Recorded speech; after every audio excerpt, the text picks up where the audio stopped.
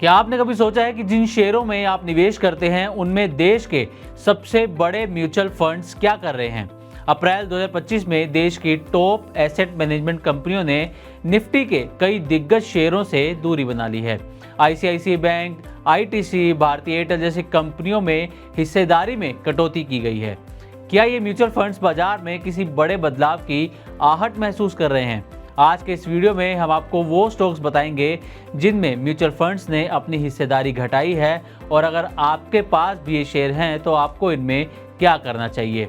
और सबसे पहले आपको बताते हैं कि कुल कितनी कंपनियों में म्यूचुअल फंड्स की तरफ से हिस्सेदारी घटाई गई है। तो अप्रैल 2025 में म्यूचुअल फंड्स ने निफ्टी की 50 में से 39 कंपनियों में हिस्सेदारी को कम किया है, यानी कि 78% निफ्टी स्टॉक्स में एमएफ्स की हिस्सेदारी में गिरावट देखने को मिली है।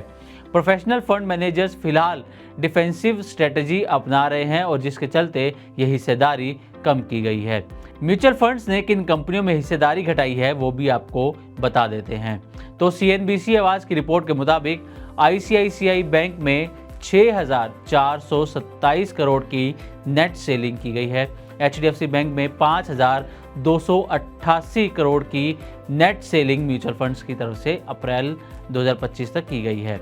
भारतीय एयरटेल में 4,820 करोड़, आईटीसी में 4,471 crore, axis bank 3,084 crore, Bajaj finance 2,601 crore, Cipla 2,522 crore, SBI 2,455 crore, Mahindra and Mahindra 1,934 crore, SBI life insurance 1,851 crore, Hindustan Unilever में 1,505 करोड़ और टाटा मोटर्स में 1,266 करोड़ रुपए की नेट सेलिंग की गई है। और ये डेटा अप्रैल 2025 का है। तो इससे आप अंदाजा लगा सकते हैं कि म्यूचुअल फंड हाउसेस ने किस कदर जो है शेयरों में बिकवाली की है या नेट सेलिंग की है। ये डेटा दर्शाता है कि बैंकों, एफएमसीजी और टेक कंपनियों में म्यूचुअल फंड्स ने अपने कदम हल्के से पीछे खींचे हैं। अब ये भी बताते हैं कि किन सेक्टर्स पर सबसे ज़्यादा असर देखने को मिला है। तो पहला है बैंकिंग सेक्टर, क्योंकि आईसीआईसी, एक्सिस, एचडीएफसी, एसबीआई सभी में हिस्सेदारी कम की गई है, और ये संकेत है कि या तो वैल्यूएशन महंगे लगने लगे हैं या फिर बैंकिंग ग्रोथ को लेकर सतर्कता अपनाई जा रही है। दूसरा सेक्टर है एफएमसीजी सेक्टर। आईटीसी जैसे शेयर में गिरावट, जहां इनपुट कॉस्ट और स्लो ग्रोथ चिंता का विषय हो सकता है। तीसरा है टेलीकॉम और टेक सेक्टर। भारतीय एयरटेल, एलटीआई, माइंट्री में म्यूचुअल फंड की हिस्सेदारी कम हुई है, जो ऑपरेटिंग मार्जिन दबाव और टेक खर्च में कटौती की ओर इशारा करता है। अब निवेशकों के लिए इसमें क्या सीख है, आपको इसके बारे में बताते हैं।